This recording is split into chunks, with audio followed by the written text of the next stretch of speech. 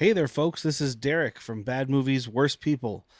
And nobody asked for this. Nobody probably cares, but I'm going to record it anyway because I did all this watching and research.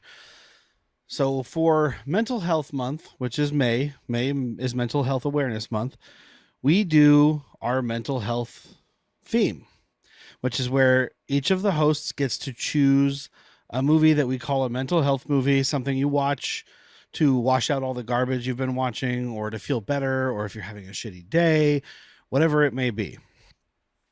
We all get to choose one, and then we have one that will be our Schlock and Load special, which is where we do schlocky action.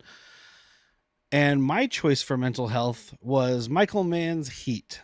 I had something else chosen originally, but with the passing of Val Kilmer, I felt that this was good. I was saving this one for later. But I won't be talking too much about Heat today because we're going to have a full episode about that coming in May. What I did do to prepare, because I'm crazy, is I watched all of Michael Mann's theatrical movies, mostly chronological order. I did not watch Jericho Mile, which was his first TV movie, or LA Takedown, which is the TV movie that inspired Heat.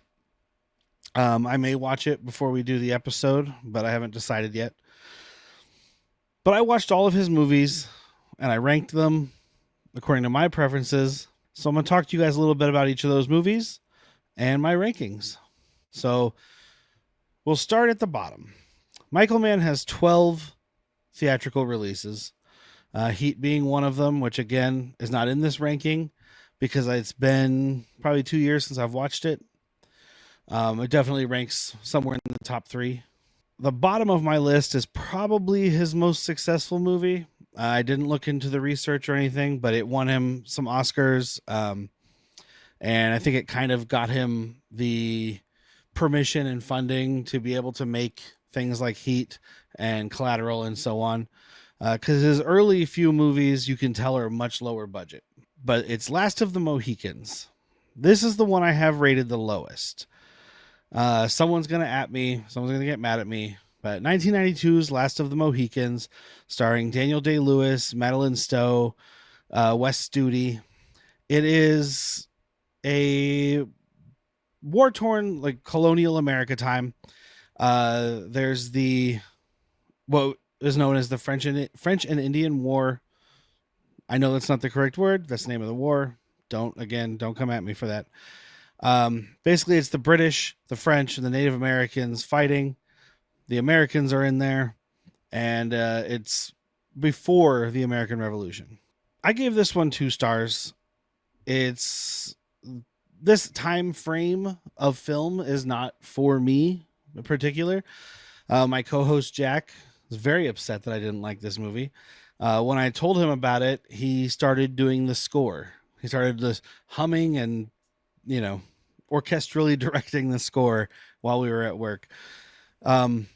I admit maybe I need to try it again at a future date. I was a little tired when I was watching it. I was having trouble staying awake, but also the movie was just not that good. I mean, not that thrilling for me.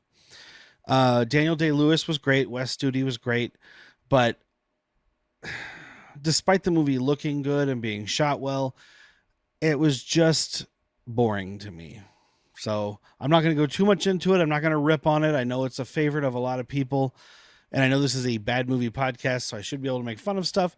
But honestly, I think it just wasn't for me.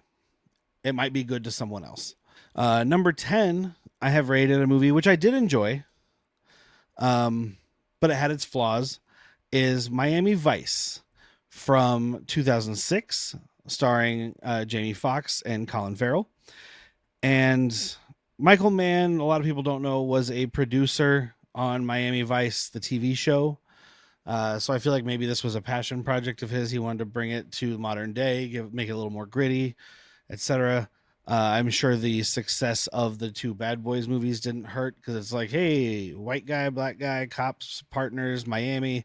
And somebody was just like, sign me up. This is not Bad Boys. It's a much more serious movie. I had a pretty good time with this one. 3.5 stars. I give it a recommend.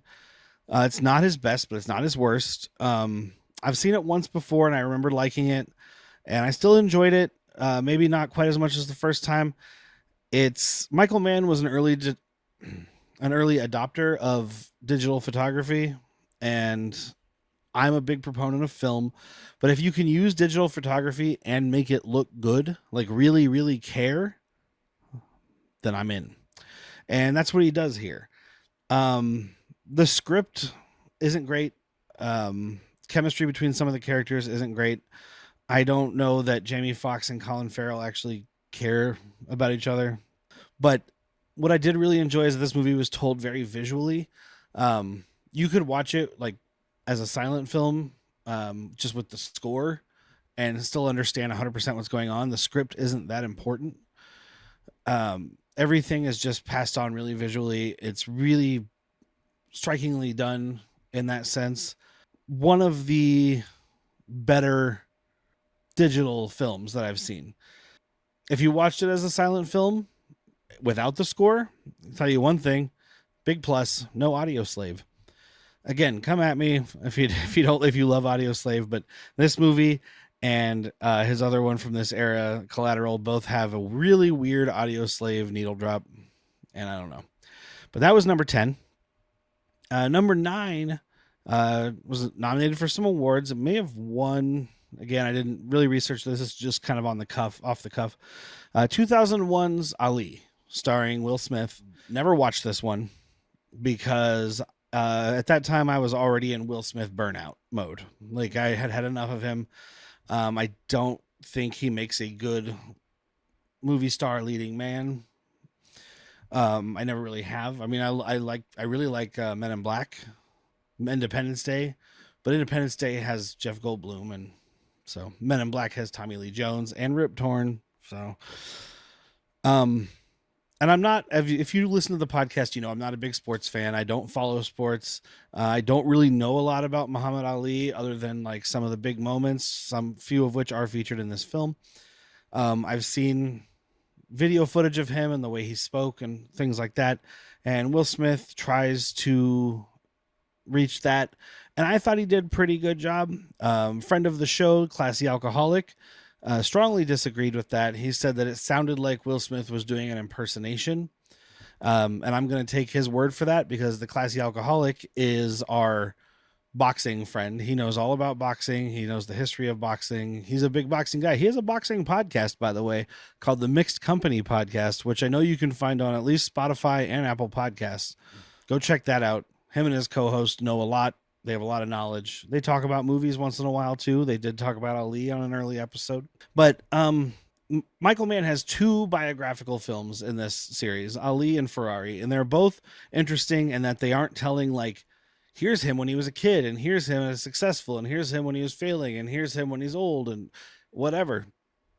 They both focus on a particular period of time. This one is a little wider than Ferrari. It's over multiple years, but it's from his fight with Sonny Liston, much earlier in his career when he's still Cassius Clay, up through the Rumble in the Jungle versus George Foreman. And I think Will Smith did a pretty good job. I think Jamie Foxx did an amazing job as his didn't quite catch what he was, his brother or cousin or shitty friend that grew up with him, something like that. Giancarlo Esposito is there as his father, which is really cool. Some of his performance did drift in and out of the Ali voice, especially when he's alone with Jada Pinkett Smith, who plays his girlfriend or wife for a while.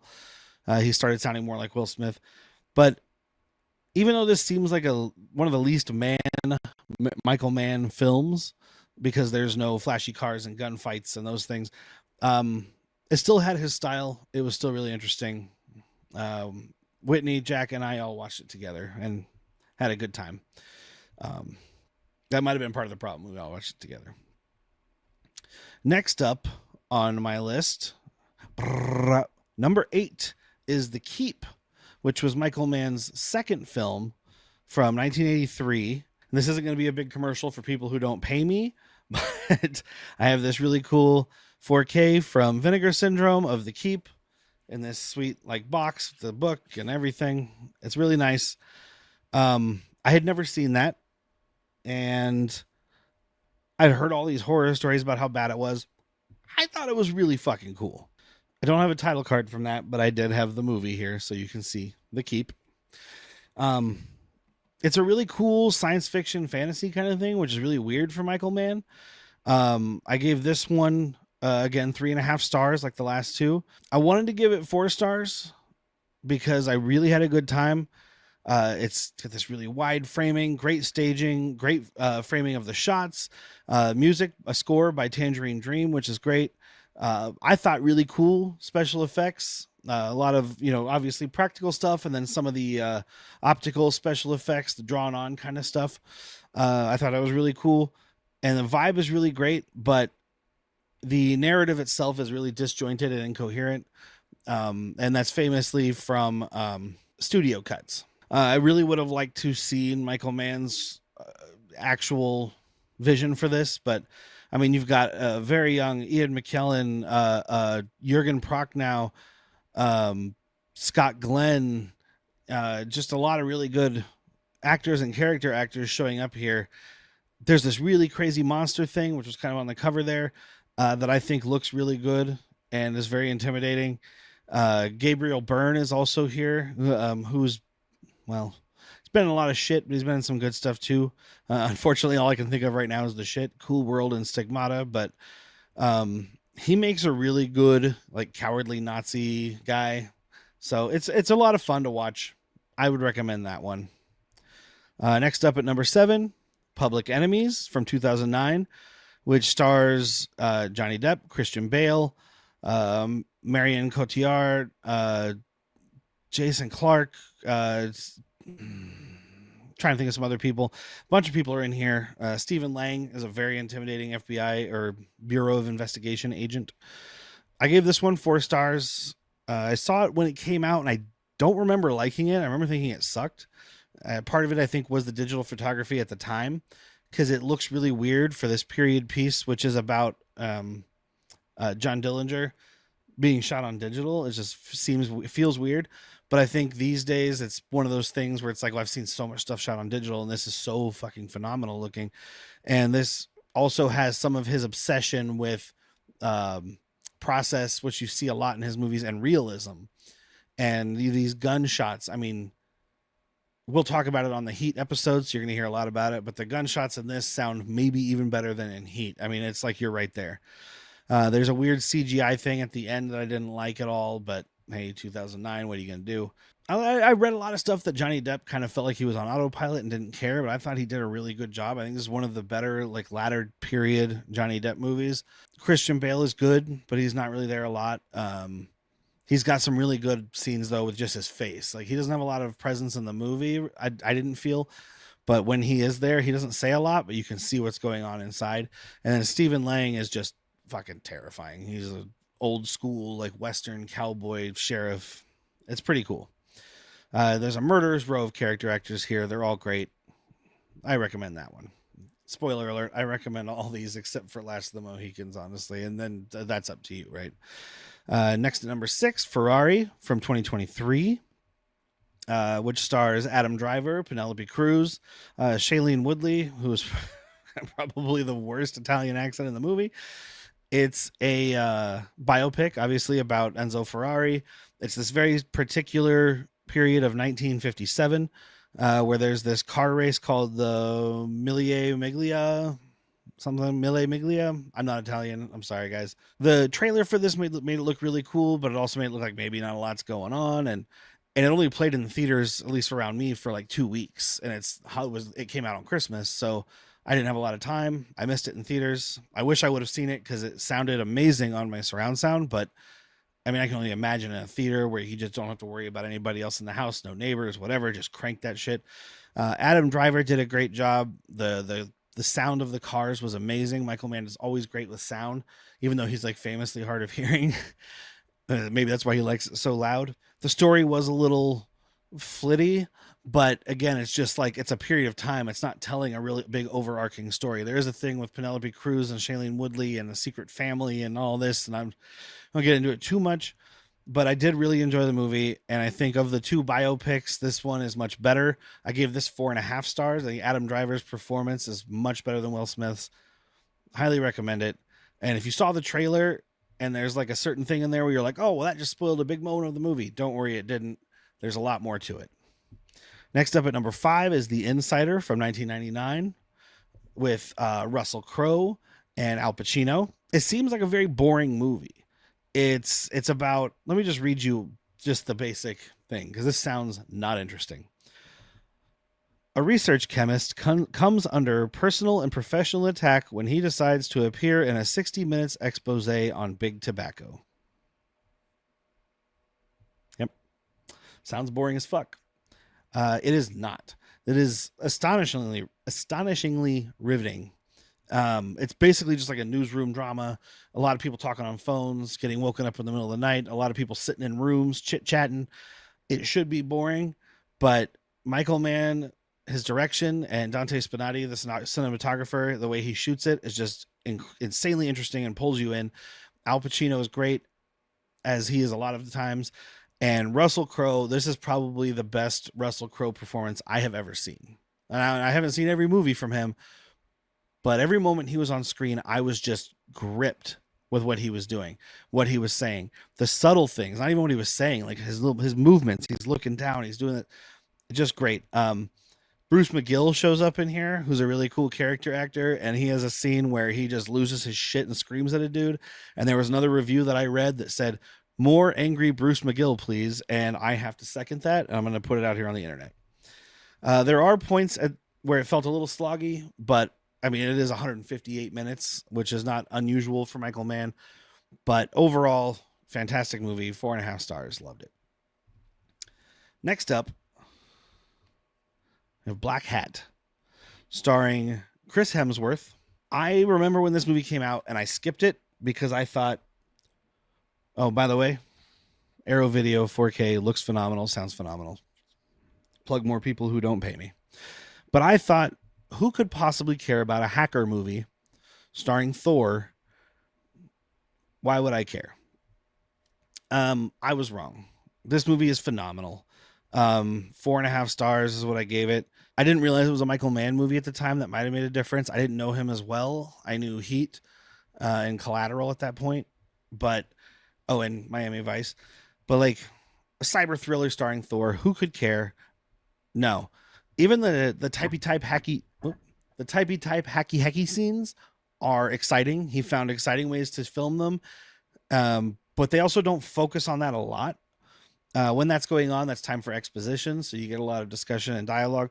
But there are some fucking action set pieces in this hacker movie that will blow you away. I mean, I don't want to spoil things, but like there's a part with 2 cops and these criminals, and there's a shootout, and when you see people getting shot, I mean, it's not like blam, fall down.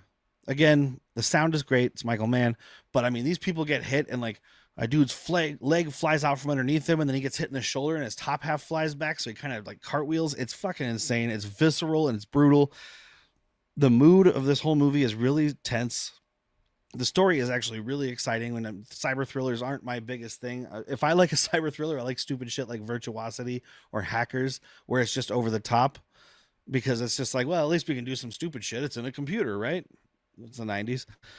But I mean, as always, the photography here is stunning. Chris Hemsworth does a good job. The love interest slash Chinese or Hong Kong FBI kind of thing, I don't know what the group is called, Tang Wei, and then Li Ham Wang, who is, I believe, her brother, if I'm remembering right, or maybe just her partner. They both do a great job. Viola Davis is there. She's great. It's just awesome movie. And I never thought I'd say that. Number 3, I have Manhunter. This is the first of my 3 5-star reviews for Michael Mann, so prepare for this. Manhunter, which is the first movie to come out featuring Hannibal Lecter, the character. It's from 1986.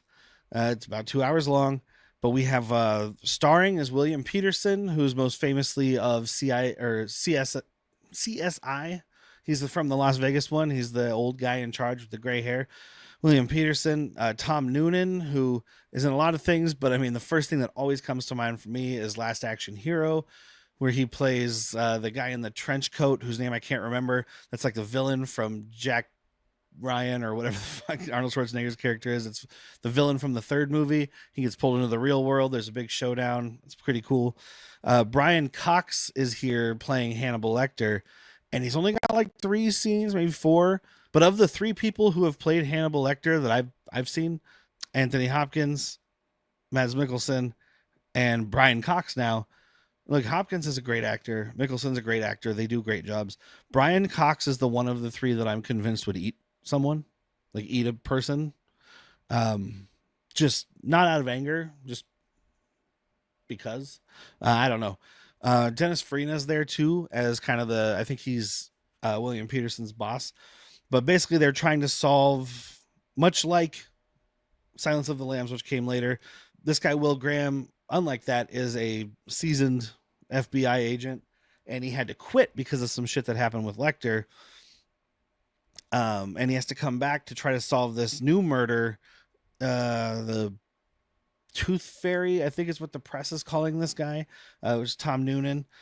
And much like that other movie, though, he has to come in, talk to Lecter, get some clues, some thoughts, get his libido, his juice going to go and try to catch Tom Noonan. Fucking phenomenal movie. And there's nothing that I didn't really like. It has a very Miami Vice kind of vibe because this is right after he was producing Miami Vice. But this movie is just vibes all over. I think it's a better procedural kind of cop thing than Silence of the Lambs. I think Silence of the Lambs is probably a better movie overall, but there's a big budget difference here too, I believe, and you can kind of see it. I've never seen Red Dragon, which is the book that this movie is based on, so it's a retelling of the same story. But Michael Mann's eye for like procedural processes and stuff is on full display here. It's a cop procedural. It's fucking great. And there's a really cool just conclusion. I had a great time with it. Manhunter. Go find it if you can. It's really, really good. Number 2 on my list of Michael Mann movies is 1981's Thief, his theatrical directorial debut. This is the Criterion Collection Blu-ray. They have it in 4K now. I can't justify always just, upping my shit because it sounds fun. But great copy. Amazing movie. Stars James Caan and, wouldn't you believe it, Jim Belushi in the only great performance I've ever seen him do. Tuesday Weld, Robert Prosky, Willie Nelson shows up as kind of a father mentor character.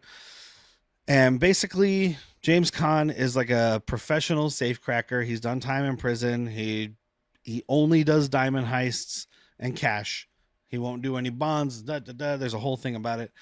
He wants to take this money and retire. He's trying to build this life. There's a really great thread of James Caan's character trying to make this like ideal life that he's seen in magazines become a real thing, and not really understanding the finer things that he wants to enjoy. It's such a good subtle performance from James Caan. It's amazing. But he gets tied up with Robert Prosky. A bunch of shit happens. There's a big heist. Things don't go as planned, etc. Really, really great movie. This is not the first time I've seen this one, although I did just see it for the first time maybe 2 years ago, and it's phenomenal. This could easily be like, oh, this new writer-director had this fluke with this amazing movie that's so deep in the process of safe cracking and stuff that, like, I mean, they had props on set that were real safe cracking tools because they had advisors that were real thieves. So, actually one of the thieves plays a cop in this movie, which is fun. But you could really see the process, his early thoughts. It's not quite exactly what his later films become, but this is like, if you showed me Thief and Collateral, I would know they were from the same director. The first time I saw this movie, I gave it 4.5 stars because I was like, it's really great, but you can feel that it's a newer person and it just has some stuff. But upon rewatch, I was like, this is 5 stars. Like, that was the last one I watched in my Michael Mann series because I had seen it before, like very recently, and it moved up to 5 stars, and it's my second favorite of the ones that I watched here. And number one, biggest surprise to me as it is to you guys, is Collateral from 2004, starring one Tom Cruise and Jamie Foxx. Now, if you listen to the podcast, you've probably heard me talk shit about Tom Cruise. Not a huge fan of Tom Cruise. I do like the Mission Impossible movies. I like the Top Gun movies for mindless action, but Collateral is on another level. This is like the peak of Michael Mann. Like, the tension of this whole movie is palpable.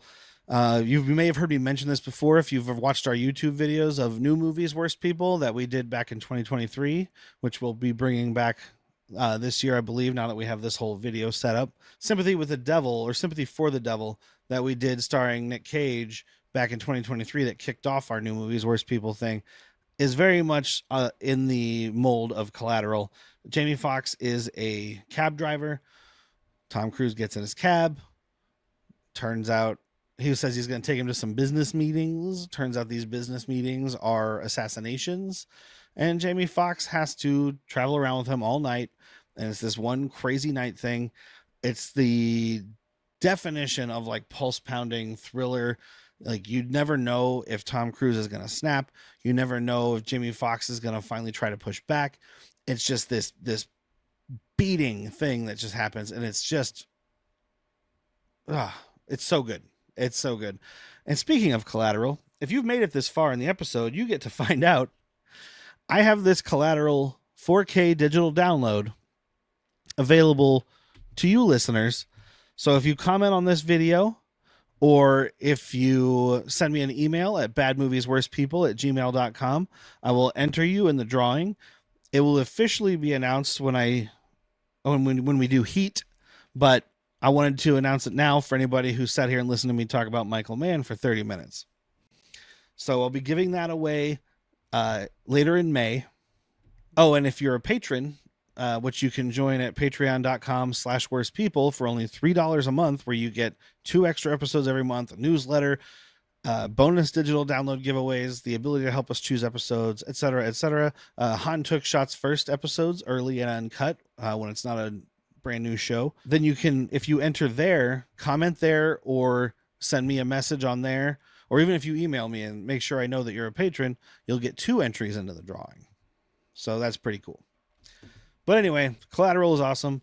And all this is because we're going to be talking about Heat from 1995, which stars Al Pacino, Robert De Niro, and Val Kilmer, and is 2 hours and 50 minutes long, which is not my favorite thing in the world, but this movie uses every second to the nth degree.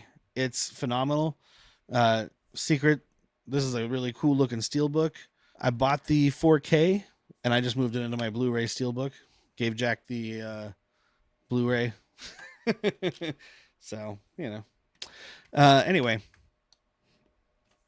it's a really good movie about bank robber and a cop, and kind of the well, it's not just a bank robber. I mean, he's the master thief of sorts. Neil McCauley, who is played by Robert De Niro, and his foil in the police department, Vincent Hanna, played by Al Pacino.